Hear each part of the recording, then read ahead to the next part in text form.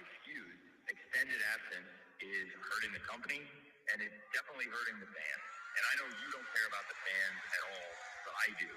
So if you will show up at All Out, I am willing to swallow a very bitter pill for the sake of the fans. I'll put you in the casino ladder match. I won't force you to sign an extension, and I will pay you dollars. But you have to show up at All Out. This is my final offer. You're not going to get a better one. You're stupid, old man. I'm a snake. The greatest thing the devil ever did was make you people believe he didn't exist.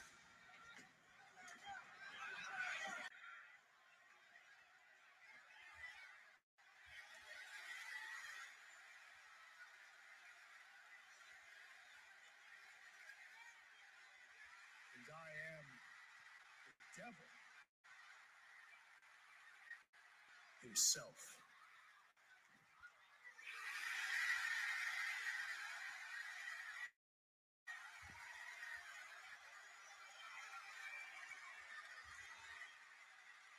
So we've got a hell of a show today. Let me pop Eddie in here. Get him on screen. There we go. Welcome to the War Report, everybody. Eddie just dropped. What the hell? Oh, well, I'll put Eddie back in. But welcome to the War Report, everybody. My name is Vince. I am your host for this evening. The War Report Wrestling Podcast is brought to you by TagMeADate, the first and only dating site exclusively for fans of pro wrestling. Steve is not here. Eddie just logged in, Steve, and then dropped out. So Steve has some things to do today, and a few other people are going to be a little late. So it's going to be might be the solo podcast for a few minutes, but I anticipate some other people coming in. Hello. I'm trying to show it on the screen. Hello. How's everybody doing? All right. Eddie, you there? Yo, yo, yo. All right. So it might just be us for a couple minutes, man. How's it going? It's wonderful, man. Having an amazing day. How are you? I've honestly, since about midnight Monday, which means overnight from Sunday into Monday, I feel like I've been taking crazy pills, or like maybe the whole world has been taking crazy pills and I haven't. It's so the reception to All Out, and then the things that happen afterward, which we'll definitely get into. And we got to talk about Clash of the Castle. There's a lot to talk about. Of course.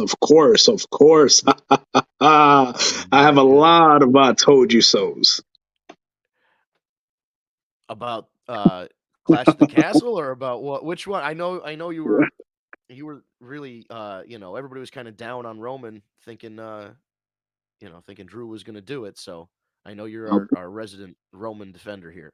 736 days and counting. Our tribal chief, our head of the table, our end all be all, best of the best, our reigning, defending, undisputed, universal champion. I mean, come on, let's give it up to him. I'd also like to give it up to Solo Sikoa, who is the only Uso that can get a passport because he doesn't have any DUIs. And Tara, I don't know why the names aren't coming up. This is something we're going to have to dive into. If Ryan is listening right now, Ryan, could you help me out, buddy? Yep. I'll figure this out and get people's names on the screen. I just don't know how to do it. But anyway, this was, we all see, even there's an apology here. See, you were right. Roman Reigns retains, and it was ultimately, if you were doing Roman Rock at WrestleMania, or ultimately if you have plans for something big with this title, then I understand what they're doing. On the flip side, they were in that area. I know he's Scottish and they were in England, but they treated him like a hometown guy. It was a packed house, unique look with the castle setup. They played Broken Dreams for Drew's video. They had Tyson Fury there. Everything was all lined up for the big babyface victory, and it didn't happen. But we still said it, man. Yep. You said it. At The least the stars were men's completely division. aligned. I mean, the stars were aligned for Drew to actually, get the win. I'm just sorry about the stars. Did just, I don't know, just vanished or something. Just poof. Oh I man. don't know, but it's yeah, can't believe it, man. So Clash of the Castle. Since we'll just go back to Clash of the Castle and then kind of move our way I mean, forward and talk it's about. probably the order in reality to think about it. That was the one that kicked off the big Yeah, three. and it was just like if we get into other stuff, we may not stop talking about it. So Clash of the Castle, as we just said, spoiler alert, everybody. Well, I guess it's not a spoiler. Roland won. You should know that anyway. But Clash of the Castle, let me just pull up the rest of the matches up. Like I said, 62,000 some odd people there. There's something about when they go over to England for one of these shows. SummerSlam 92. There were some insurrection shows. Like whenever they go somewhere that's not the continental United States, because that country doesn't get WWE or any kind of big scale wrestling like that, they pack the house and they're very appreciative and they're a good crowd. You don't get this like Midwestern, I'm just going to eat my hot dog and watch the show kind of crowd. You get like real, like people, it wasn't just people in England. England, Oh, the yeah. way that Europe works out, people from all over Europe ended up going to that show. Oh yeah, So that's absolutely. I mean, that crowd was electric from the start when I believe the women's match kicked off, and ever since that started, I mean, you heard how they were reacting to Bailey like nonstop, and they're oh singing yeah, at the top of their lungs, and that was hilarious. And her playing the perfect role of a heel and sitting oh there yeah, and not giving them the chance and the satisfaction the of seeing her satisfaction. compete, and that's Yeah. it. Yeah, that's it. Oh man, that was a good. So the pre-show we had a six-man Madcap Moss and the Street Profits defeated Austin Theory and Alpha Academy. Went about 6 minutes, just like a nice little kickoff show kind of match. Yeah, opened up the show proper with Damage Control beating Bianca Belair, Alexa Bliss, and Asuka, with the very interesting wrinkle of Bianca taking the pinfall. Oh yeah, that was Setting up, a shock. Not definitely a shocker, but it's yeah. setting up for a possible Bailey versus Bianca, right? Yeah, So absolutely. Bailey versus Bianca, I think, is the direction they're going to go. The story they're starting to tell now on Monday. We'll kind of skip around to Monday. I don't know. Again, with all this stuff that's happened the past couple of days, it's so uh, much, and then only in a short hour. Not even we got and like I've 50 heard. 2 minutes. Listen, I gotta say that because I'm gonna refresh my wrestling news. I'm friends with a lot of wrestling folks on Facebook. I'm not trying to name drop. I'm not just telling. So here's the deal. I have a message that got sent, or a Facebook post that got sent from another ring announcer who works in a different part of the country. Well, he's in New York, I believe. So he works a little bit in a different part of the country. And about 15 minutes before we went live, he put up, and I haven't seen it anywhere else. So don't take this as gospel. I saw him post, I just heard Hangman Adam Page has quit AEW. And I don't know if that's true. The only reason I bring it up is because it's not a fan, it's Yeah. somebody who works in the business. Mm. Take it with a grain of salt. No, 100%. Well, that could possibly be breaking news, and you probably heard it here first, ladies and gentlemen, in the War Report. Yeah, if that's true, right. If it's Oh true. man. So yeah, and there's just so if it's true. So we'll tease you with that. But anyway, we're setting up the story with Bailey here, Bailey and Bianca. Um the tale we're telling now is that Bianca over the last few years has been Miss Perfect. And she's the EST, she's the best at what she does, she's the greatest. Everything. Um it's that's so that, and now there's a chink in her armor, man. We see a crack in the facade. So is she going to be able to maintain her composure when things don't go perfectly for her, or is Bailey going to get under her skin? No, you said it right, man. I have to really believe if anyone out there can have Bianca's number is Bailey. Bailey has had a couple of victories over Bianca when you go back. Bailey Yeah. also is the longest reigning WWE SmackDown Women's Champion, Women's SmackDown, yep, champion. I mean, you don't know. This could be it. This could be the challenge of Bianca's, you know, her biggest challenge yet, if you will. So yeah, we'll see what happens.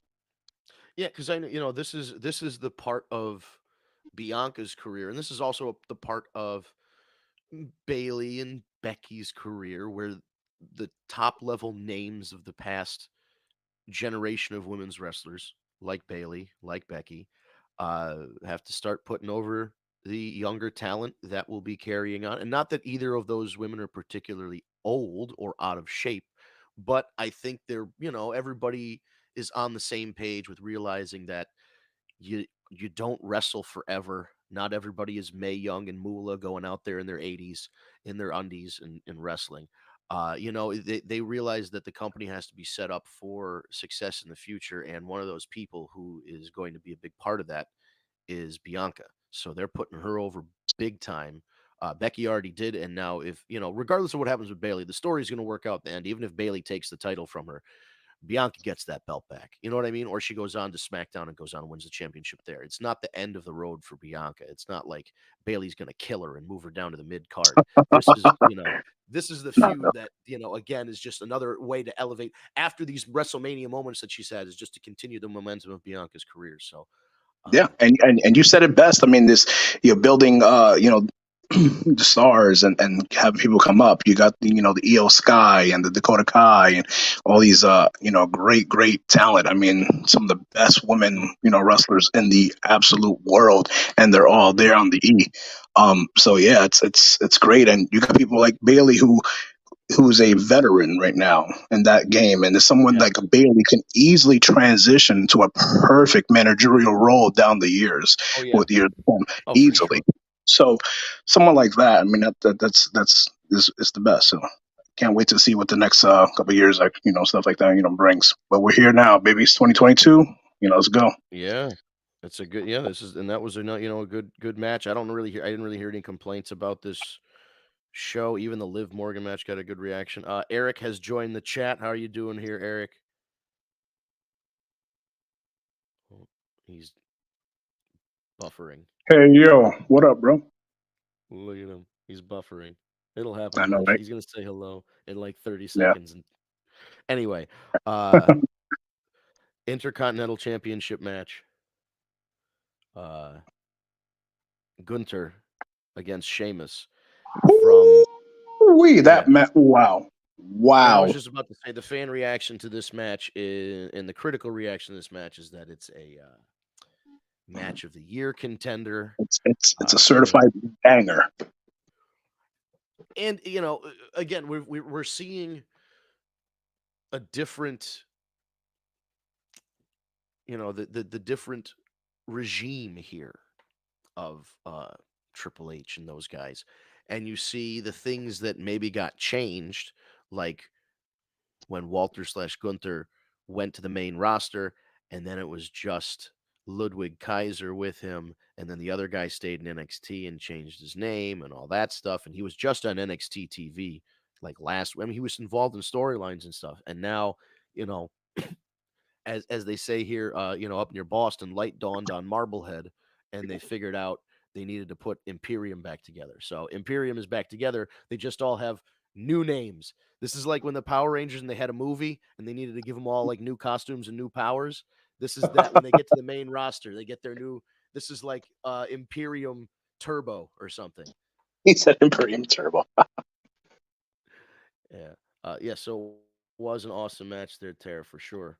And the what know about the rumor about Paige, again, this is an unconfirmed rumor coming from one guy that I happen to believe because he also is involved in sportscasting. You know what I mean? I'm not saying it's true. I'm just saying I am leaning towards believing him, but I haven't seen any confirmation. I am refreshing the news because like apparently we're looking at either firings or suspensions or something with AEW. So I'm gonna have to refresh, and if something like that happens, I'm gonna bust in with some breaking news. But we'll keep going. Yeah, Clash the Castle Holy crap, man! Like this Intercontinental match, Sheamus got such a great reaction out there, which is nice to see. After like, there was a period there where he really wasn't, and now he's like, he's back to kind of his original form when he was pretty over. So good react. I mean, the crowd treated again. Any of those guys,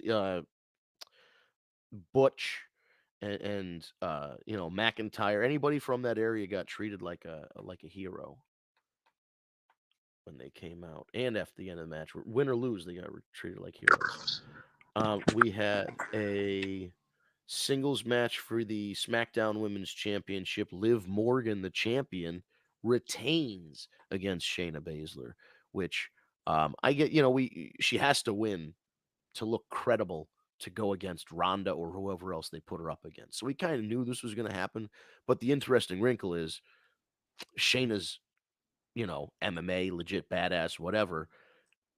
Were they just going to do a shock title change in the UK just to kind of, hey, this happened, and then set up Ronda versus Shayna? They did not. They're sticking with Liv for the time being. And I don't know, Eric, what did you think of the SmackDown women's match, Liv against Shayna? Can you guys hear me now? I can hear you now. Okay. Yeah, I couldn't hear you guys either before. So all right. Oh, okay, cool. Yeah. No, yeah, that actually I chose Shayna for that. It made Liv but you're right though, it made Liv look credible. I mean, she didn't submit her, but she did have some ring psychology. She worked on the arm and she did what Shayna usually does, and that's pretty cool. And she got the pin and she got it legitimately. So it definitely makes her look a lot better than they had for a while since she won the title. Yeah, I think we all kind of know now with hindsight that the way that they did that finish did not make anybody look good, and it especially made Liv look bad. She won by fluke 2 times in a row, and then they just didn't acknowledge that it was a complete fluke, and they tried to play it off like she was this underdog babyface barely scraping by, and fans rejected it. So if they can just go kind of course correct here. She's a good-looking girl. She can talk. She can wrestle all right. She's not Ric Flair, but she's serviceable. So there's an upside with her if they can kind of get the fans back, to where they were. Do you think that this makes Shayna any less, or does this not affect her at all? I think they'll probably cool her down a little bit if they're not going directly to Ronda versus Shayna. So maybe they're going to set up Ronda getting the title back from Liv, and then in a couple months, boom, Shayna's fresh again, and you can kind of forget and then maybe Shayna wins the Rumble, and then you set up Ronda versus Shayna. Then see that, and that would be an interesting That would be an interesting wrinkle because they're because MMA, I mean, 4 horsewomen, whatever. Yeah, I think that Shayna should have won the belt from Becky a couple of years ago. Oh, yeah, there was definitely a point there. That was when Shayna bit the back of Becky's neck like a vampire or something. Yeah, and then soon after Becky got pregnant anyway, and then you had Asuka with so the surprise championship in the briefcase, like a Zelda treasure chest. It was and it was just like, congratulations, you're the new champion. I think that they should have just had Shayna win it at Mania and then drop it to Asuka at SummerSlam. Yeah, but hindsight and all that. You have to, we have to understand now. Excuse me. There's an interesting statistic. Since Triple H took over the booking and the creative of whatever, since Vince stepped down, there have been 4 DQ finishes. Only 4. There were 4 a night when Vince was in charge. You know what I mean? Like, so we've got to understand that the creative decisions that were made any time later than a month ago, they were made by a completely different regime of people. So now we have, you have to look forward to be like, okay, they've done XYZ in the past. What is the new group of people going to do to improve things? Yeah. Is that somebody's ringtone? That was my radio came on for a second. How much did you guys get into Clash at the Castle yet. We're just halfway through. We talked about the pre-show match, the 6-man. We talked about Oh, there the was a pre-show women's. match? Yeah, apparently Madcap Moss and the Street Profits beat Austin Theory and Alpha Academy. I don't know if Oh, that was okay. just. That's Yeah, cool. I didn't watch the pre-show either, but I- we talked about Damage Control beating Belair, Bliss, and Asuka, and then we talked about the IC and the SmackDown women's matches. So we got 3 matches left. This Yeah. was very enjoyable pay-per-view to me. Yeah, I mean, quick hitter, 6, 1 pre-show match and then 6 main card matches. That's if you're in the U.S. and broadcast on a Saturday afternoon, that's the length of a baseball game or a football game. You know what I mean? It's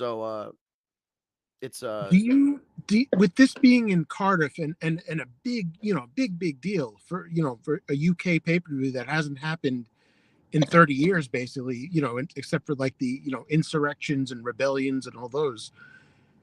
Do you think that this leads to possibly a Wembley Stadium, either SummerSlam or eventual WrestleMania? I would not be opposed to any of that. Yeah. Because I don't give a shit what time it is. Like, it's gonna sell out. Yeah, and you can know? adjust that. You can do it in between. You could set it at a time where it's maybe a little bit earlier or later in the UK to accommodate people in the US. You could do it in the Yeah. afternoon. I don't know. I mean, but we were talking about if that's a big deal, do it on a Saturday then, Yeah. We yeah, I agree. I'd love the UK crowds we were talking about before you got on, Eric. They're just so appreciative because they don't get a show that often. And honestly, here's what I think happened. There was a point in time, if you remember a couple years ago, where WWE for a while stopped using pyro, and they were being very judicious with Yeah. the expenses that they had. And traveling to a foreign country and either renting equipment there or flying your equipment over, expensive propositions. So they were probably in a position where we don't really feel like hauling all this stuff over there, or like paying people to assemble the equipment over there. There's all kinds of logistical things that could get in the way of doing a show in the UK, especially having a damn near 80-year-old grumpy old man being like, I don't want to go over there. You know what I mean? Like, he might just not want to go. That could just be the story. So if we come back to a big show, because they've already proven this was a big show, 62,000 people, and this wasn't even a name. This wasn't a TLC. It wasn't a Hell in the Cell. It wasn't a Rumble or Mania. It was Clash at the Castle, and they sold 62,000. So if they went over for a SummerSlam and did like a throwback SummerSlam and used all the old graphics and stuff and went back to Wembley, no doubt in my mind they would sell out Wembley. No doubt. Yeah. Absolutely. So yeah, I agree, Eric. It was a good crowd. It was the right, it was good. Everybody's talking about what a good show that was. I was confused with Sheamus because aren't Sheamus and Gunther both heels? Like, I don't understand. Yeah, but the thing is, once you go over there, he's Irish. People there, so there are going to be some Irish in the crowd. There's going to be English and Scottish people in the crowd. Not even though they don't necessarily always get along, they're going to cheer for. He's by extension, he's a hometown guy. And not only that, he's facing Gunther, right? So Right. there's no bigger heel right now, at least. I mean, to me, not even. Right. I mean, people sit there and say Roman, but people cheer Roman, right? You got that guy right there, Gunther. They don't like him. Nowhere you go. No, So I know. he's a perfect heel. It's that smug face. He's got the just has that think face. He's got the perfect heel face. That doesn't scream for baby sure. face to me one bit. I kind of, I think I talked about this a couple weeks ago. I kind of thought he was more intimidating when he was fatter. Oh yeah, I could see it. Yeah. Like, I don't know, he was just more like, now he's ripped, and I'm like, I don't know, man. He's a little too good a shape for a bad guy. Like, he always has that fresh cut too. I'm like, dang, he got a fresh fade. I'd be jealous. every day, man. Can you imagine? Like, that would be the one advantage of like having a job like that. Every week there's somebody backstage that can give you a free haircut. It's the best. So I go every other week, and it's expensive. So, right? Oh my God, you got to get to that. Do they still have a Kennedy's barbershop down there in Blueback Square? You could sign up for the membership and just get that. you pay a flat fee. There are some places you pay a flat fee. It's like the car wash where you pay the monthly membership and you can get as many car Nah, washes. no, I go to the actual. I go to the hood barber shops where they sell you Oh, CDs still and DVDs and everything in between. yeah, those little brushes with the black stuff to line up your. Oh yeah, all that. They have a bunch of stuff there. They have beard oils, all that. They be hooking you up. You They'll love come your out of beard, there. bro. You go in there, forget about it. I know. Obviously I haven't been to the barber in a while, but I love when I go to the go to a hood barber shop, folks. This is A, you're gonna save money. B, you'll probably buy a nice t-shirt or hoodie or a mixtape on the way out. It's the best.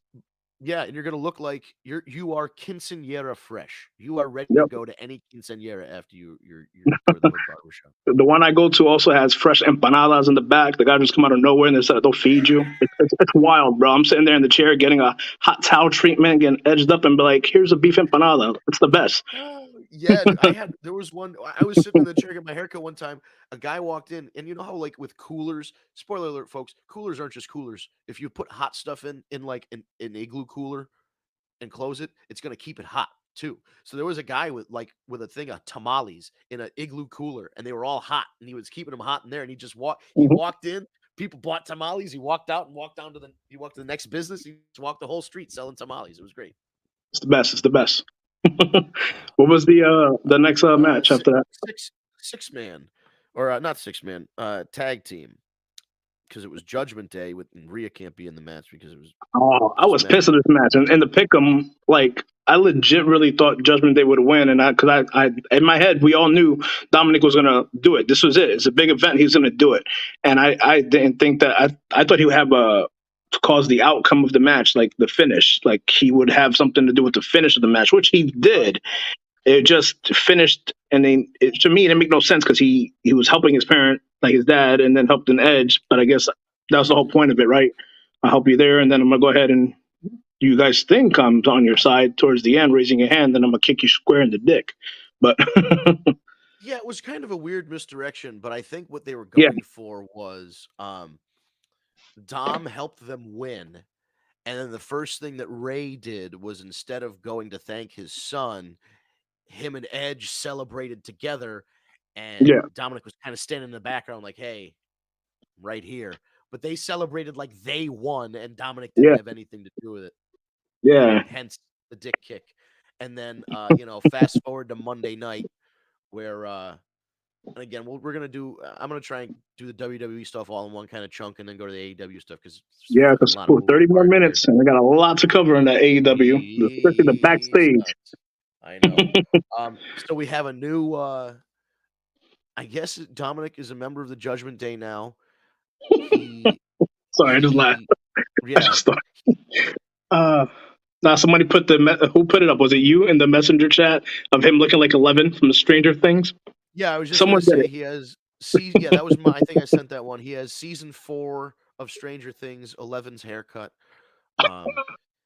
He's dressed like a craft cocktail bartender.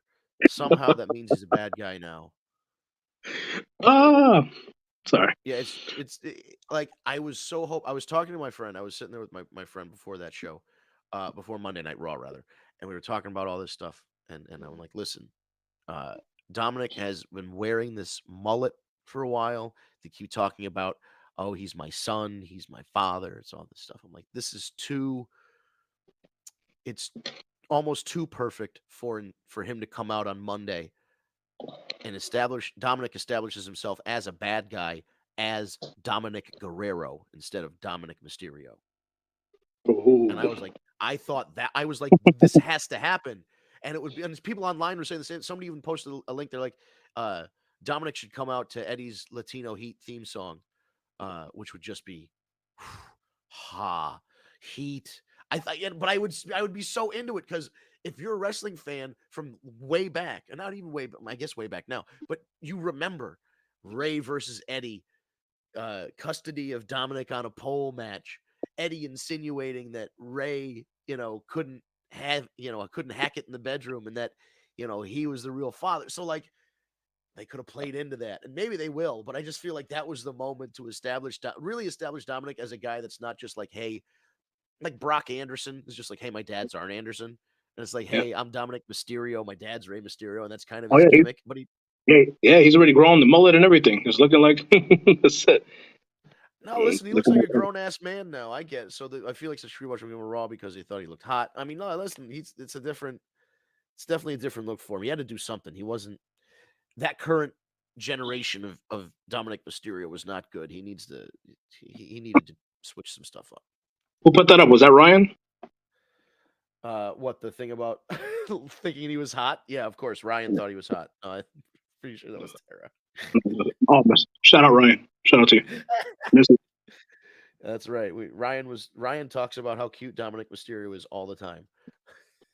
Oh, he's gonna hate this. Don't I listen, know, Ryan. right? He's gonna hate this part. No, he's got a very nice girlfriend now. There we We go. can't Congrats, make him Ryan. go. We love you, bro. Shout out. Ryan's swimming in it right now. He already knows. Sweet. Jesus. He's on the island of relevant pussy. Yeah. Um, All right, we're going left. We are going right left, now, ladies and gentlemen. Seth Rollins defeated Matt Riddle. Matt Riddle has his name back. He's not just Yes. a Yes. word that means a tricky statement. You know what I mean? Like his name was Riddle. just a noun. It wasn't even a proper noun. It was just Riddle. Of course, Riddle it me was this. Tara. We know it was you, right? We know it was you, Tara. Yeah, Riddle me. It was like the Riddler, only he wasn't asking questions. So Rollins, who we all agreed needed a win, but then also we all agreed that he was going to lose because that's just Nope, what's going nope, to nope, happen. nope, nope, nope. Go back. Oh, that's I right. picked Rollins. As I You said, had I a have a perfect. whole lot of I told you so's. You had a perfect. And that was one. Pick. Yep. Yeah, you had a Yeah. perfect sheet there. Yeah, so I mean Seth Franklin Rollins picks up the Frank. W. Yeah, that was somebody complained on Twitter one time and then he changed his Twitter name to Seth Franklin Rollins because they misspelled freaking or autocorrect caught him or something. But Seth seems to be, on another there are a couple guys after Raw. And I guess I'm bringing this up now because we're going to talk about the world titles situation.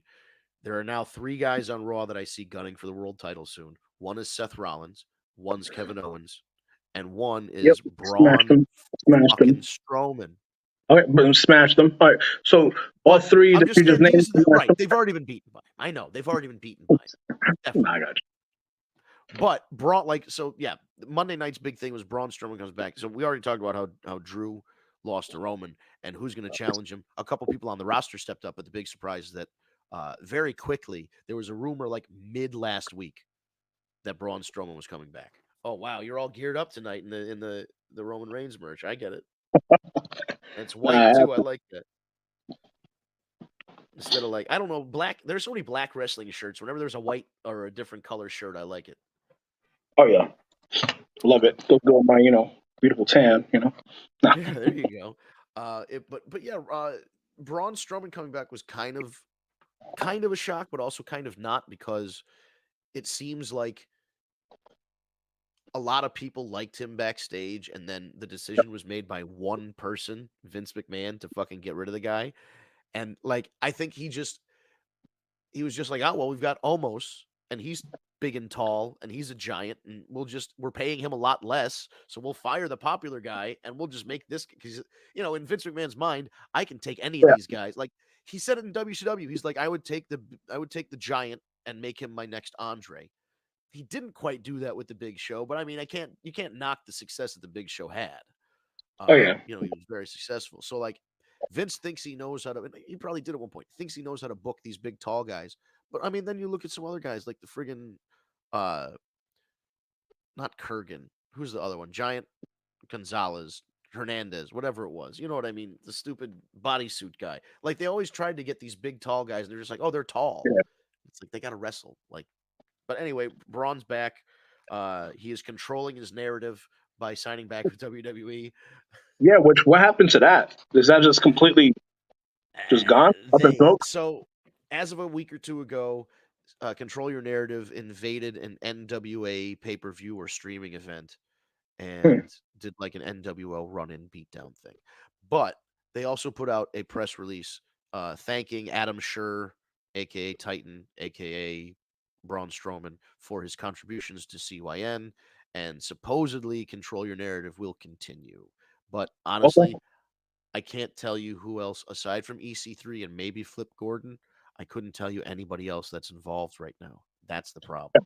I thought he was like legitimately like the CEO or something of that whole thing, and EC3. So that's why I was when I saw him on Raw, I was like, okay. It's a weird thing. I thought, I thought as well that him and EC3 like co-owned that thing. So I don't. Yeah. But Yeah. Seth Rollins owns a wrestling school, and he's still, you know what I mean. So like, you can still own. Oh, that's all good. I think they can still own. I guess I don't know. It would be weird to own a wrestling promotion, but like, yeah, Seth Rollins owns Black and Brave Wrestling School in Iowa. And a couple people own wrestling schools that are still employed. So who knows? And of course, Roman Reigns today hitting 800 days with the first title that he won, and then of course a combined 700 and whatever it was that you said earlier. This Is it really match, with the first title, I think it was 800. Then the combined one is like 7. I don't know. Well, maybe it's 800 combined. Maybe it's 800 combined days with one of the titles that he won. I don't fucking know. He's had the title for a long ass time. And right? he hasn't been pinned since like 2019 or some shit like that. I was gonna say 29, and I think it was it Baron Corbin was the last person. I think well, people Baron Corbin in. Jeez. Crazy. All right, so this was the match. Okay, the weird thing, we got to talk about this a little bit. They had a good match. Solo Sikoa interferes, Roman Reigns wins, whatever. Mm-hmm. But then the weird thing, and it wasn't that it was a bad match, it was a good match. Everyone just kind of, I think, assumes Drew was going to win, which made the whole thing afterwards seem even weirder. Where Tyson Fury, that was completely weird. So if you're I've watched a couple of Fury's fights. After his fights, he sings American Pie and has the crowd sing along with him. But the last couple times he's done that was because he won the World Heavyweight Championship and knocked somebody out. You know what I mean? Like there was a reason that he was singing American Pie. He was celebrating. Yeah, I don't. So he was doing it, but he was doing it for the guy that lost, and then we all made jokes about how this is like the England and Scotland version of Lex Luger celebrating his Yokozuna victory by countout. Like, what are we doing? All right, so this guy here on YouTube, David Rosca. Oh yeah, I remember him with his Arizona or his Phoenix Coyotes icon. Braun Strowman all day, next undisputed champion. Uh-oh, Eddie. I know. Not even gonna entertain that. All right, next.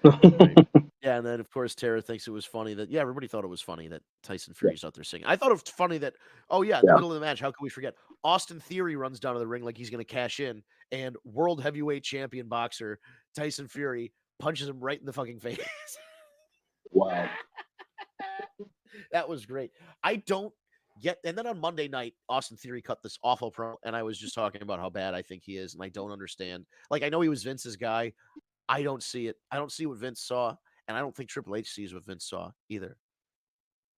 I just, like, he's fine, but he's not like, this is the next company guy. This is the next John Cena or Roman Reigns. It's like, I don't look at him and see that. I see him, like, wrestling very well and doing well for himself, but, like, I don't know. He's just young. He's a prodigy, right? What is he? 24? He's like 24, 25. Something like that. He's got a great look, physique. Decent on the mic. Well, if you watched him on Raw yesterday, maybe not too much, but he's overall a complete package. So they probably saw, okay, this is somebody that we can probably groom for our next star, down the road, and the unfortunate thing is that like, I don't want him, because here's what happened to Drew. He debuted, and they were like, Drew McIntyre, the next world champion. He's our next guy, the future of the business. And it killed him. It killed him. So, like, they need to cool it on that shit. Because as soon as fans aren't dumb, as soon as they sniff out that they're trying to pick him as the next guy, Cena. Cena was over as soon as they sniffed it. Boo. Roman. As soon as they sniffed it. Boo. Austin. Austin Theory. Boo. As soon as they sniff that they're trying to be the corporate guy, they boo him. So, I'm sure after the belt, Theory screwed. Wait until after the belt. Yeah. Theory, I mean, Theory took a big bump on that punch, so good for him. Yeah, I think we've kind of touched on everything WWE wise. We got 20 minutes here to kind of break down the chaos of All Out. First of all, like I said, I want to just let you know I had a wonderful evening watching All Out without reading any internet comments. And if you watch that pay-per-view without reading internet comments, you have a great time. And all of the Oh yeah. matches were a lot of fun. And the Yep. opening, the opening It's the trios best. match was great. Yep. It was a great pay-per-view. Yep. And then I get online and I see people, AEW is going to go out of business in 2 years. I'm never going to watch them again. Okay. Like, so one bad, like, did you Yeah. stop watching WWE when,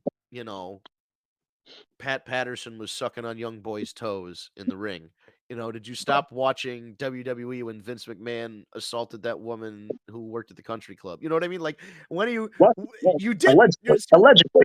Allegedly. So, but what I'm saying, all of these Yeah. things are worse Yep. than I got in a disagreement with my coworker and we had a fight. Oh, boo hoo. Do you know how many times Shawn Michaels got in a fucking fight with somebody backstage? Like, Triple H and HBK are two of the biggest politicking guys in wrestling, and now they're in charge. So, like, don't tell me that, Punk's a cancer. He's a backstage politicker. It's like, motherfucker, everybody does this shit. Hogan, Hackenschmidt, they all fucking did it. I would recommend catching a replay and just Tara, not seeing All Out. Catch a replay if you can. Maybe we can give you a link to it, and where you don't have to like pay for it. Yar. But it's worth a watch if you kind of ignore the scuttlebutt and everything. But I thought the matches itself. Tony Storm is the new women's champion after a great 4-way. Swerve and Our Glory and the Acclaimed. The Acclaimed were so over, and that match was awesome. That was a tag Where team. you at, Vince? Where you at? Come on, Vince. Oh, Sesame Daddy Ed. That's great. Yeah, that match. And again, that was one of those things where maybe you should have put the title on him, but they've already kind of, Tony Khan hinted in the press conference after, which we have to get into as well. He hinted that the Acclaimed, being from Long Islandish area, at the next Grand Slam at Arthur Ashe Stadium in New York, they might get a rematch. Really? So maybe that's that. The other thing is FTR has been the number one contenders for fucking ever, so maybe they should get one of those matches too. But I think there's something else in play there. I think they had to keep the Young Bucks away from FTR because the Young Bucks and Kenny were winning those trios titles. It's like there's a whole thing here of why FTR is not currently the AEW tag team champions. We're getting to that, but it's like there's something there. There's something in the way of that's preventing it. But yeah, man, I'm like you, man. I watched the match. I have purposely uninstalled all of the social media. Anytime there's a big pay-per-view that I really want to see, I just uninstall shit on my phone. I don't want to hear anything about it. I want the surprises. I want to be in the moment. And that's how I am when I watch all of these pay-per-views. I don't even try to go on anything. I try not to spoil even too much, even if we're in the messenger. I'm like, let me just chill a little bit sometimes. Check myself if I can because I get excited. But in reality, I don't really do anything else. And I mean, starting with that, my only one thing was maybe I was off about it, but the first match was the whatever you call it, the battle royal ladder match. I was so confused. I felt like I didn't understand the rules of that ladder match. Like at one point, like because I kept on asking the question, can anybody at one point just retrieve without all the participants in the ring? So it was so weird to me. I guess they weren't like for me like at least a lot of the rules wasn't explained to me in the beginning of the match. So when that first started off, I was still intrigued, but I'm like, I don't understand the rules of this match. So I'm like, all right. I wasn't too fond of it, but as the card went on, I enjoyed the pay-per-view, more and more as it went on. And it kind of, I think the whole weird thing about the ladder match is you also expect the ladder match to end with one of the wrestlers climbing the ladder and getting the thing and standing on top of the ladder and celebrating. This was, for those of you who haven't seen it, sorry, the song "Sympathy for the Devil" plays, and they announce the Joker, no other name, and a guy comes out dressed like the magician from Magic Tricks Unmasked, on that used to be on UPN, but he has devil horns. So he looks like he's got like a devil mask, and he goes in. So the Stokely's group, it turns out, W. Morrissey, Lee Moriarty, all these guys, the Ass Boys, whatever, Gun Club, they all jump in the ring and take out all the competitors before the Joker comes in. Sympathy for the Devil plays. This guy in the devil mask walks down. Stoke takes the poker chip, hands it to the Joker. The Joker is announced as the winner of the match. Teases an unmasking, says no. The problem was the second he did that thing and he shook his finger, I'm like, I know who you are, bud. Like as soon as he did that, I'm like, I already know from the body language who that is. Yep. And he had red bottoms so on. He had red bottoms on. Oh, he had red bottoms. Oh, see if he has, if he had red bottoms on, you already, And the way he walked, I think everybody. Listen, we all knew it was coming, but we had to keep the mystery until the end of the show. So I get it. It was weird. It was a weird, definitely weird. Oh, also in the pre-show, fucking Action Bronson comes out after Hook's match to help fight off Lee and Parker. Oh, I missed that shit. Really? Oh, I didn't watch the kickoff. I mean, I got help time for the main card. Yeah, so he choked out. So Hook chokes out Angelo Parker after a pretty good match, 5-10 minutes, and then Matt Menard, Daddy Magic, jumps in the ring and starts beating up Hook, and then Bam Bam, Bronsolino, Action Bronson jumps in the ring and cleans house and knocks him out of the ring. Then chases him off, and they have a stare down. And now, apparently, the talk is that it's going to be Jericho Appreciation Society, Matt Menard and Cool Hand and Angelo Parker versus Hook and Action Bronson at Grand Slam. Really? Yeah. So that could be a lot of fun because he's lost a lot of weight. He loves wrestling. There's videos of him. He suplexes guys and gives them like Death Valley drivers. Like when he's on stage, people walk up to like slam me, and he gives them a body slam. It's awesome. Oh yeah, he's amazing. He has an amazing show on Hulu called "Fuck That's Delicious" on Hulu. It's just him just going around eating amazing meals. The dude's a trip, and his the people he runs with is their trip too. They're funny. Oh yeah, Big Body Best and all those guys are weird. They're all weird dudes. They're wild. And it's worth checking out. He's got the one on. He's got the one that Ancient Aliens one too, because then he'll bring. One time he brought on Sabu, one time he brought on RVD. So they're fun shows. Oh yeah. Let's see here. The Elite and the Dark Order with Adam Page had a great trios match for the inaugural trios champions. Yeah, but Omega, we all know that those belts were made for the Elite. Like, come on, like there was no doubt in my mind. Like that was the easiest point in Pick'em. Well, yeah, but they've also been kind of like when AEW first started, the Bucks didn't want to be the first champions of anything. You know what I mean? Yeah. So there was all kind of like maybe they'll put them over, especially because the Dark Order has just been they've been lovable losers. Like you're people who are Dark Order fans are like, when are they going to win the big one? And maybe this was, and it's not. So it is what it is. But it was a great match. Like that finish with the buckshot, and he Page was supposed to hit the buckshot on whoever it was, either Kenny or one of the Bucks, and they duck.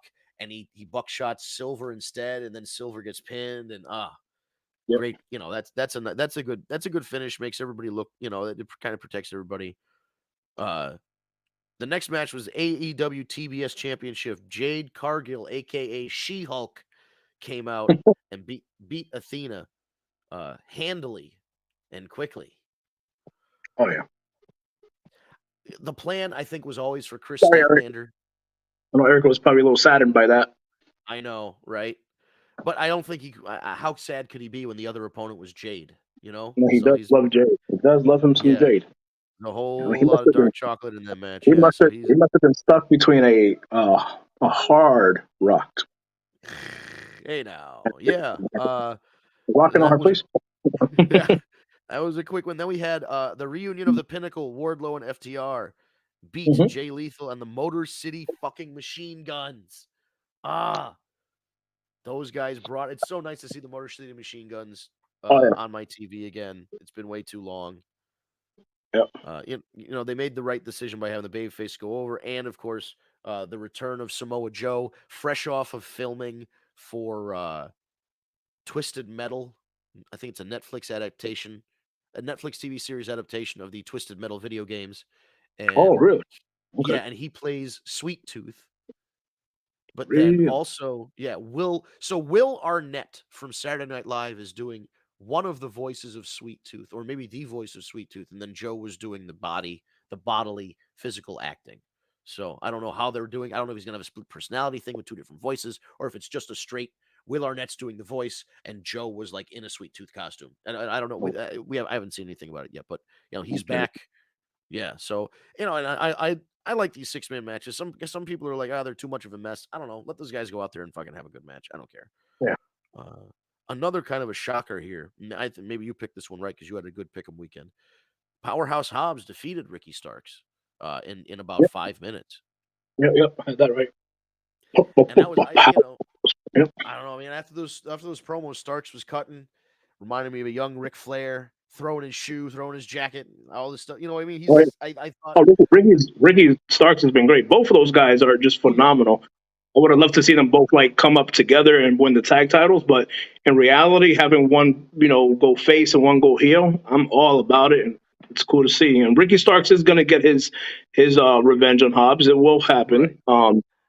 This just keeps keeps that rivalry going, right? Keeps it brewing. So you Yeah. want to see more from these two, and I love these two. So And I'm all and that's for the it. thing about some of the and some of the responses and reaction to the show is like, oh well, the match didn't go the way I thought it was going to go, therefore the pay per view was bad.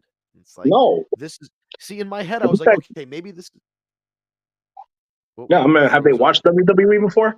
I know, Even just right? in general, sometimes you get like seven, 8 of the same matches. That's the problem with WWE. Sometimes you get the same match Right. 7 different fucking times, and it's like, all right. Yeah, but it seems But like here with Starks and Hobbs, and then obviously with Christian Cage and Luchasaurus, um, we're in the middle of the story. It wasn't a blow. Like I kind of in my head was like, oh, maybe this is the blow off between Hobbs and Starks, but it's based on that match. It's not. There's more to tell. no, it's So not. There's more. There's more to tell.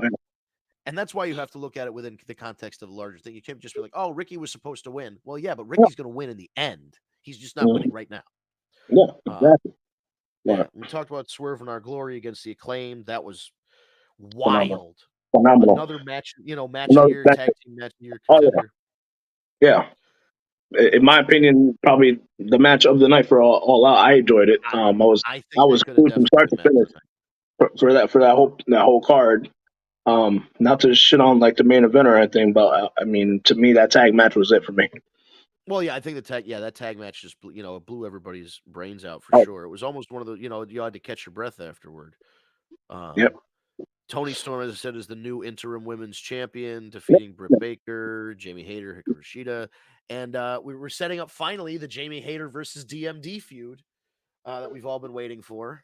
Yep. And they made the right choice with Tony Storm. Tony Storm is a hell of a wrestler. Good looking, good promo. People seem to be really into her. And it was a good match. Like I think those four-way matches are hard to do, and I think they did Yeah. a good job. And Christian Cage, this was just an angle. I don't think the match lasted all of 20 seconds, and Eddie's another I told you so. Before the match even started, that damn dinosaur. Told you that dinosaur, bro. That dinosaur. Who was what has been still, even though he was with Jungle Boy, still Mm-hmm. using the cane sounding music and still wearing the black mask. So you knew he was a bad guy. Yep. He still had his whole heel skin on the entire time. He never took off his heel skin. Yeah, he never shedded his skin there. He never said and, threw Jungle Boy off the stage, crashed down on the tables and shit, and then Jungle Boy still wanted to fight, went into the ring. Christian beat him with one kill switch and pinned him. Apparently, Christian has some kind of injury, so they couldn't do the match they wanted to do. So they're going to stretch this out until he's ready. Which, again, this is the middle of this. This is not the end of the story. This is the middle. And no. You gotta now you gotta set up Jungle Boy versus the dinosaur. Jungle Boy slays this dinosaur. He has to go through the motions. It's like going to the final boss in a video game. He needs to get through the dinosaur to get to the final boss, and that's what's gonna happen. He'll get there.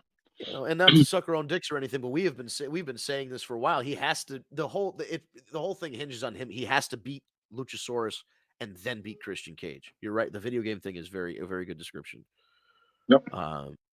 Chris Jericho defeats Bryan Danielson by pinfall in what I thought was another great match. Like, I really liked that match. Obviously, the interference at the That's end the is a little one bit point. I had a flawless victory until that motherfucking Lionheart Jericho ended up winning. I did not. I was like, oh, Daniel, I'm sorry, the American Dragon, Brian Danielson, uh, hard goes to do, over. I man. was I like, know.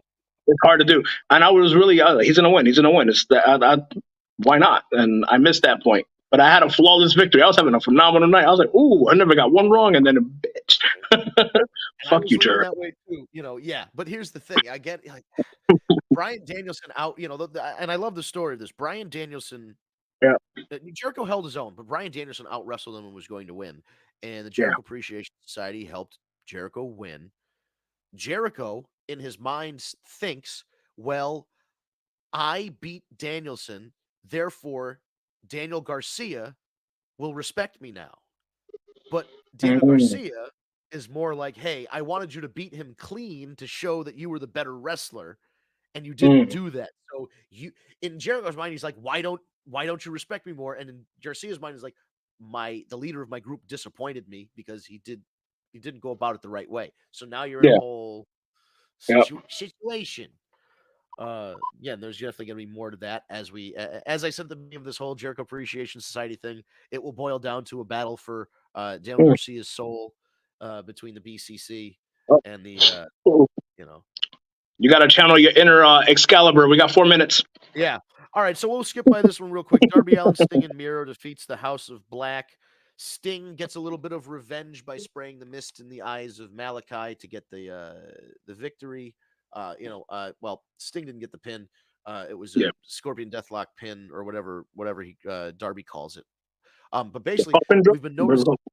Yeah, it was whatever his pin is. It's on something Oh, that French ways. pin Yeah, or yeah. something. Penny belt. Yeah, yeah. Yeah. But anyway, the whole story of Malachi Black was that he started off with kind of no face paint or a little bit of face paint and was slowly growing. Last night it was full face paint. He had his full and I'm like, Yeah, "Oh, this might be the end of the story." He gets misted. It's like poetry, it rhymes. It's all full circle. He gets yeah. misted to cause the match, cause the loss, but not shown on camera. People captured it on their own cameras. Oh, yeah. Malachi Black Hmm. blows a kiss in the crowd, gives a bow, leaves. There's been speculation.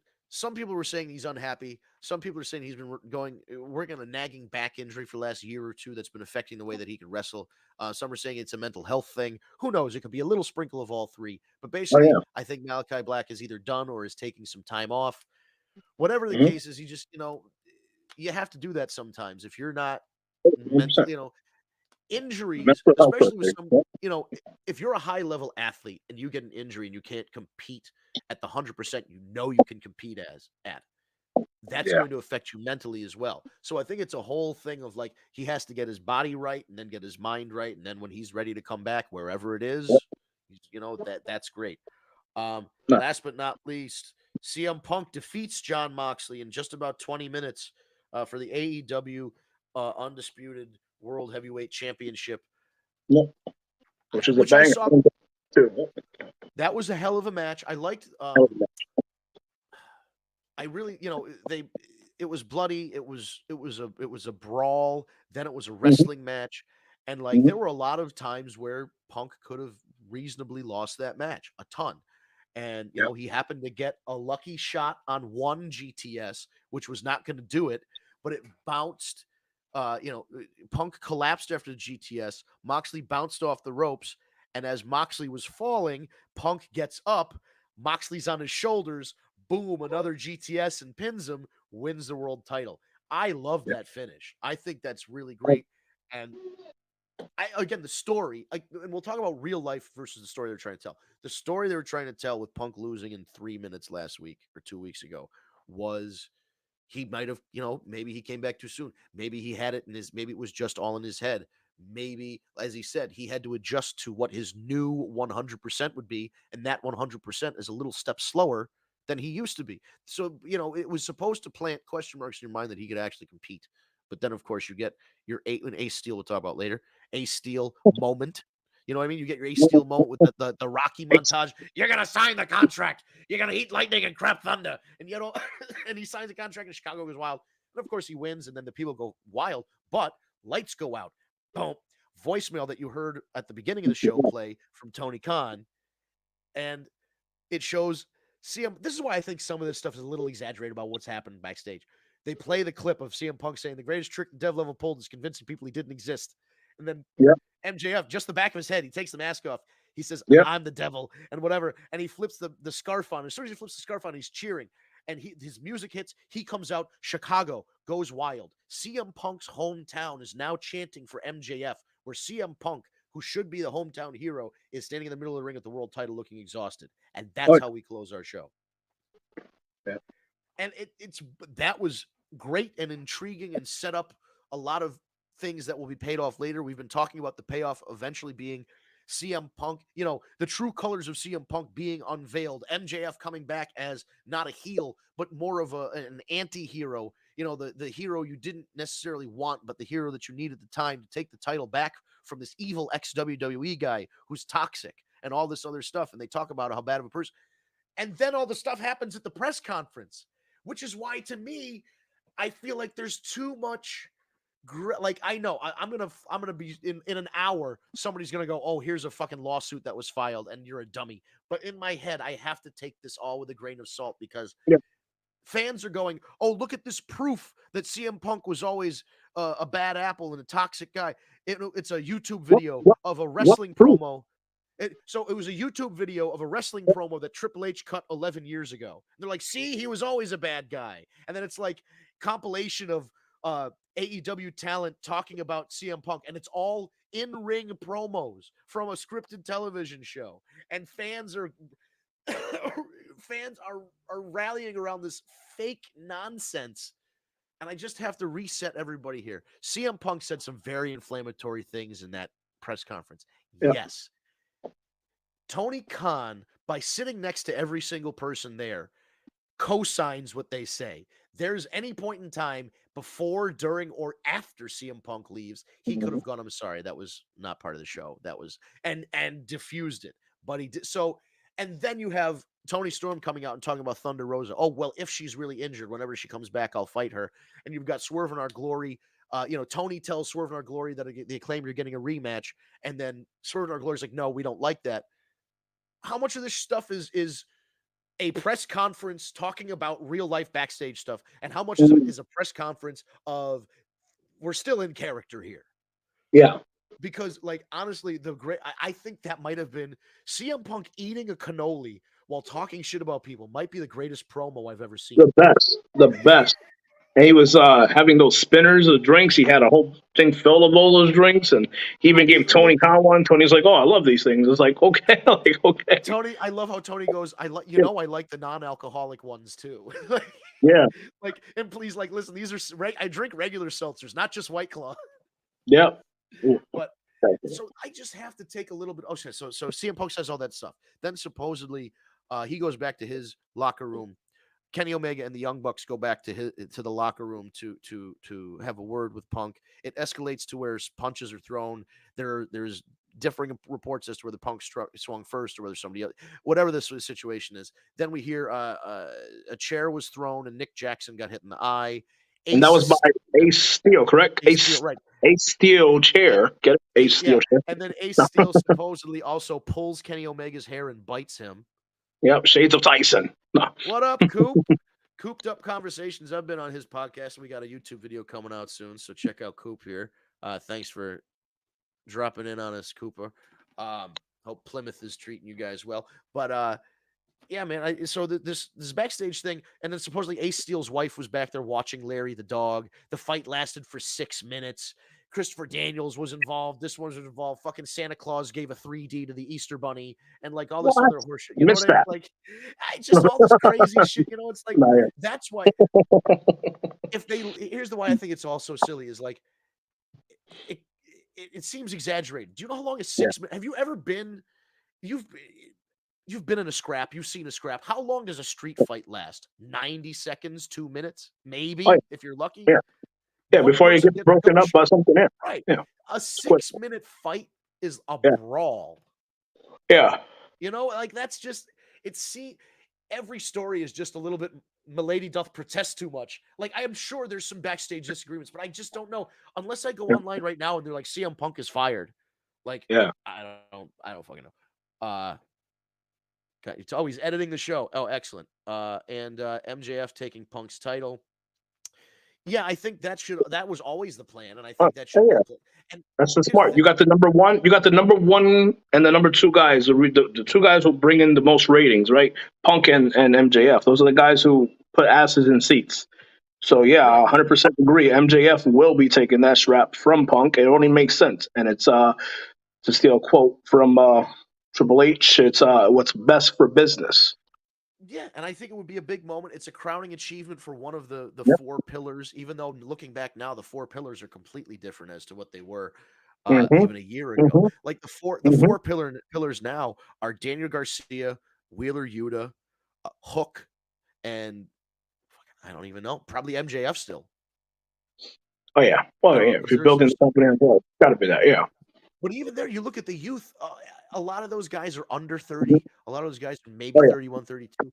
And if you wrestle a safe style, you can wrestle into your 50s or 60s. And not that they're going to be world title contenders that late, but like Mm-hmm. you've got a lot of guys that are on the beginning of their careers here. And like MJF winning that world title, not that he's not already a main eventer, that Yeah. cements forever. That moment is that from then on, he is a main eventer no matter what. You know what I mean? That crowning world Absolutely. title, that first one really sets you off on a path. As I mean, from some other, doesn't think there's a little truth to bad apple reputation. Of course, listen, Punk is a bristly guy, and this happened with Eddie Kingston a couple weeks ago, and he got suspended for pushing pie facing. Your pie face like Sam. Yeah. He has a Here's the pie thing, faceable face though. I'm sorry. right. No, I've been in locker rooms with Eddie Kingston. If Eddie Kingston Yeah. has a problem with you, he's gonna make it known. Oh yeah. He'll let you know. Keep Long it a stat. story short, if you got pie faced by Eddie Kingston, you might have deserved it, dude. Yeah. He would have taught. He is definitely he will because he's that New York in him. He will yell and scream and all that stuff, but he wants it to end there. He wants to have the back and forth with you and end it as an argument. He doesn't want to do that. So something happened to provoke him to get physical. I'm not saying he's right in this situation. I'm just saying Yeah. it's like Punk is a weird guy. Punk comes from a and listen, not that people come from bad backgrounds are destined forever to be an asshole, but some of the explanation that Punk comes from a troubled background. He wasn't the most social kid growing up as a teenager and all this stuff. You know what I mean? He kind of, and he also got to a point in his fame where he felt like people were riding his coattails to succeed. As he said in the promo, the two people that made the most money off of CM Punk was Vince McMahon and Colt Cabana. And it's just as harsh as that is to say, you look back at it, you're like, yeah, Colt, how you doing, Colt Cabana? Hey, Colt Cabana, how you doing? Was that was it? And then from there, Colt's been in not that he already wasn't an underground indie guy, but Oh yeah. it made him being acknowledged by Punk. Oh yeah. It At helped him. that promo, I'll be honest. At that time when he dropped that pipe bomb and he said, "Hey, Cole Cabana," I was just like, "Who the fuck in the blue hell is Cole Cabana?" I didn't know Right. who he was at that time. And then shortly after, you do research, you internet, you find shit, and you watch the matches. You're like, "Oh, this guy's Cole Cabana." Right. Got it. I feel honestly, I think the whole thing is that everybody handled this situation. If it, what for the real parts of the situation were handled incorrectly by everybody, because Yeah. Punk immediately felt disrespect that they back in 2019 were texting Punk to come back to wrestling, to come back to AEW, to join the Bullet Club, whatever it was. And Mhm. then going and talking about it to dirt sheet journalists. And I think in Punk's mind, he's like, wouldn't it be a bigger deal if it was a surprise? Shouldn't Mhm. my return not be hyped up like this? Like if I'm going to come back, I want it to be a big. It can't just be, oh yeah, we've been talking to him for months about signing, and he finally signed. Like that's not Yeah. exciting. So I feel like he already was like they're trying to get a little bit of cloud off my name, and I'm not even signed to the company yet. And he had a kind of a verbal agreement to come in, but then the pandemic hit, and he didn't want to come. And him and Tony kind of agreed they didn't want to come in. Of course. Yeah. So Yeah. With no fan. right, and I feel like a lot of the stuff that he says about the people in the locker room having your back. I think he was trying to say that to be like, hey guys, can you have my back? And when he felt there was a point where people didn't, that's why he lashed out. And I'm not saying that it's right, and I don't want to defend CM Punk or whatever, but I want to let you know that if this is a real life situation, it involves real life people, and people are complicated. There are not real life baby faces and real life heels that automatically just act always good or act always evil. People have good intentions and often do bad things to achieve the goals that they set out. So, you know, they could have gone the Bucks could have gone into it with the best intentions, and maybe everybody did, but the way that they each addressed it was incorrect. To escalate to a physical altercation. Do I believe it was a 5 or 6 minute brawl like that, with no police report, with no mug Yeah. shots, with nobody No posting mugshots. bail? Yeah. No Somebody work called. bar. Like it's So not on anywhere. I can't find it anywhere. So apparently the town that the Now Arena is in is owned by either the state or the town. So the security is police. It's not security guards. There were police there. Somebody a wrestling journalist, quote unquote, big fucking air quotes after this weekend, um, said they called that police department. They said the police department was not called. We did not respond to an incident. There is no police report filed. And again, that doesn't mean things didn't happen. But what I'm saying is this whole idea of like a melee backstage really sounds like they took something that happened and then pro wrestlingified the actual story. So like, I don't know. I just feel like there's so much stuff going on where like people now online are posting pictures. Oh, here's a picture of CM Punk and Ace Steel from like 20 years ago when they were a tag team. And somebody goes, "Oh, look at that look in Ace Steel's eyes. You can tell he's a true psychopath. Nobody looks like that." Huh? It's a picture from 20 years ago. It's a wrestling pic. And then it's like somebody posted Ace Steel played Donald Trump versus Rosie O'Donnell on Monday Night Raw. And it's like that was in like 2008 before Donald Trump was even running for president by like almost a literal decade. And if Vince McMahon is paying you money in 2008 to portray a character, you're going to play that character.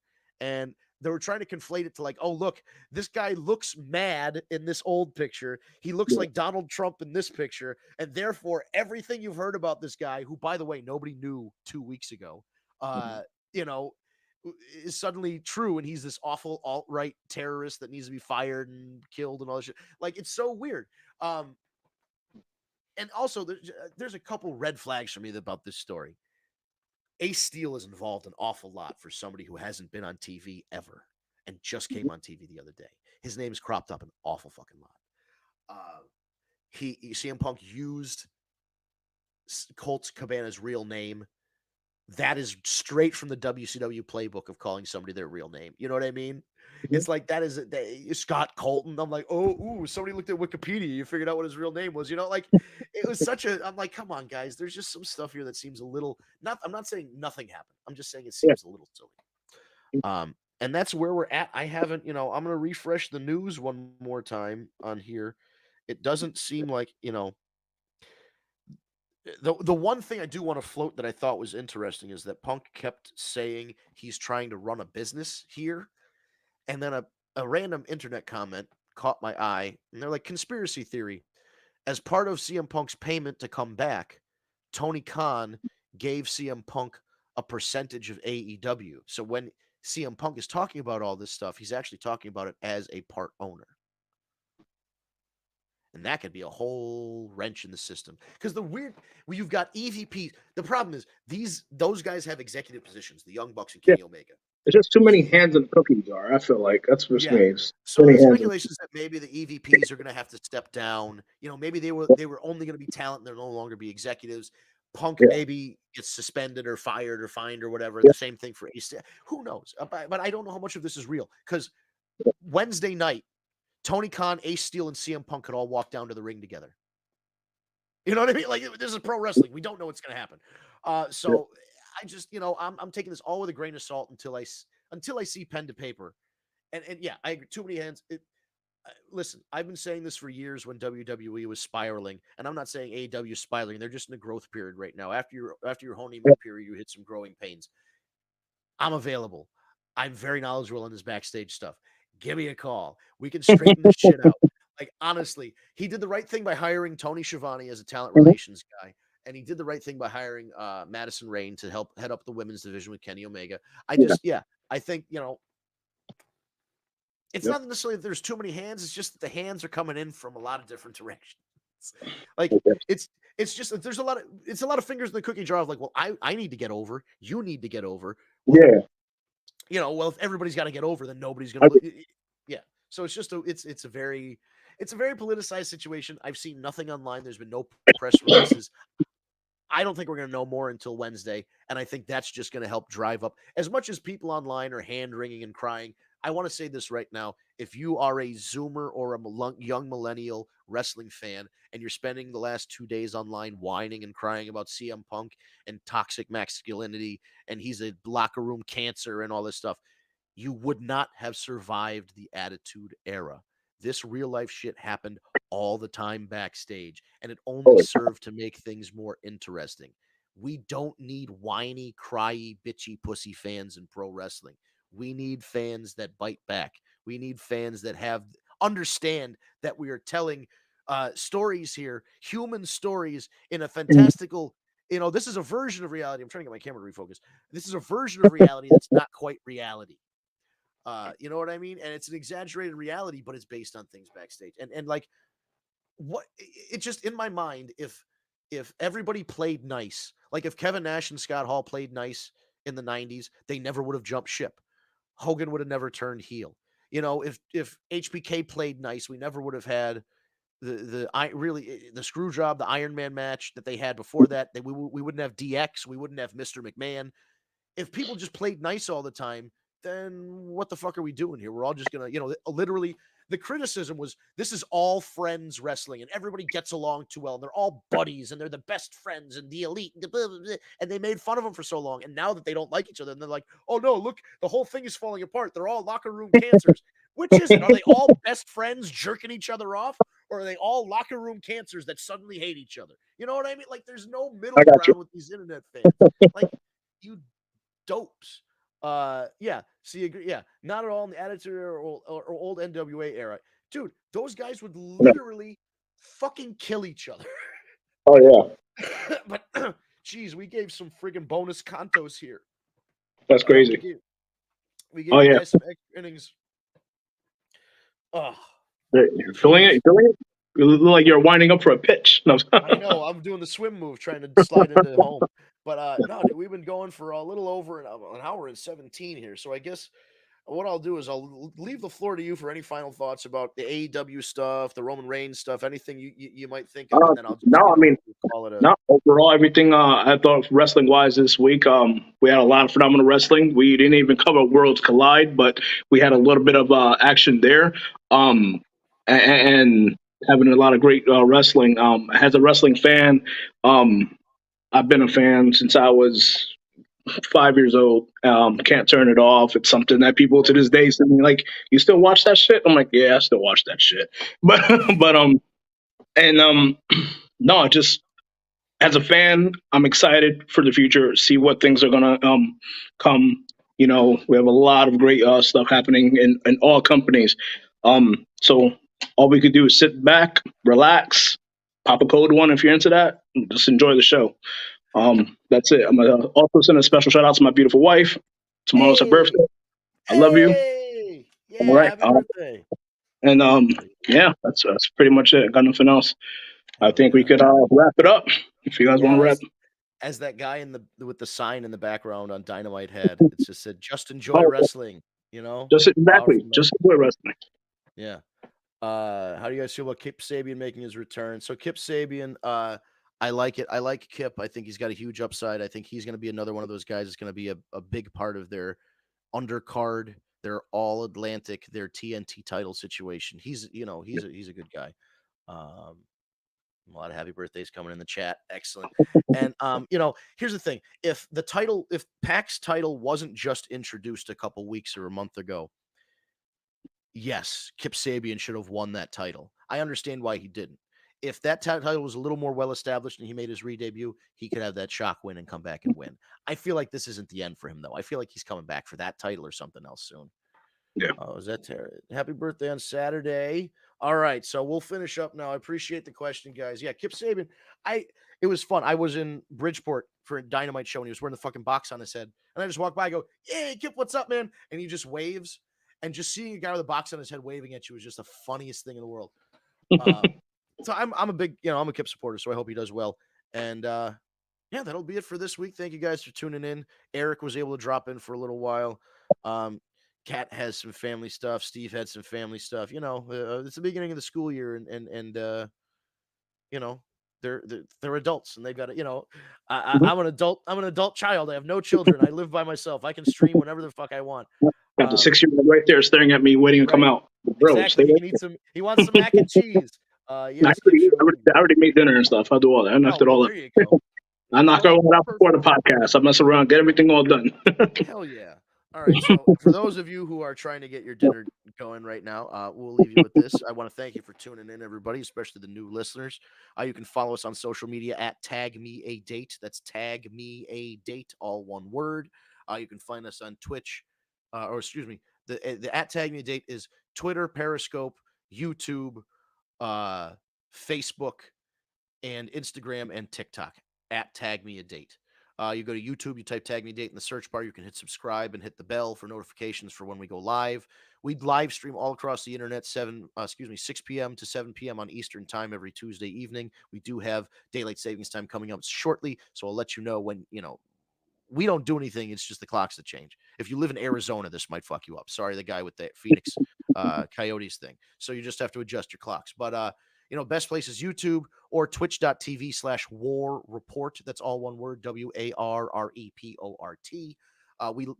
We multi-stream, so we're on all these different platforms going live at the same time. If you want to drop in and ask a question, it doesn't matter where it is, it's going to still show up. We had some comments dropping in from Twitch, YouTube, and Facebook today. So thank you guys for tuning in. Spread the word. If you knows anybody that loves pro wrestling and loves hearing people who have been fans for a long, long time talk about pro wrestling, let them know about our podcast. If they don't want to watch the live streams at any of the at Tag Me a Date or twitch.tv/war report sites, then I encourage you to link them to their favorite podcast apps such as Stitcher, Spotify, SoundCloud, Apple Podcasts, or Google Play Podcasts. Google Play Podcast, excuse me. All you need to do is search for the War Report or Tag Me a Date. When you do, you'll be brought up to our podcast. We put an audio version up within an hour after we go off the air streaming, and it'll just go right into your inbox as long as you're subscribed. So when you look for the War Report, just be aware there are two podcasts with the name The War Report that talk about pro wrestling. One of them just started a year or two ago. We've been around for 7-8 years.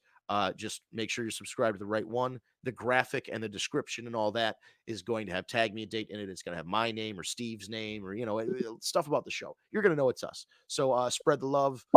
Enjoy pro wrestling. And again, I hope you and your friends come back next week for another edition talking all things wrestling, whether you be elite, whether you be WWE, whether you be New Japan or whatever else. We're going to talk all things wrestling as it comes up, especially this. This is going to be an interesting week. We're going to have an interesting week, and we're going to come back on next Tuesday, and we might have to have an even longer show. So I don't know, but I appreciate you guys tuning in, and we'll see you next week, everybody. Thanks so much.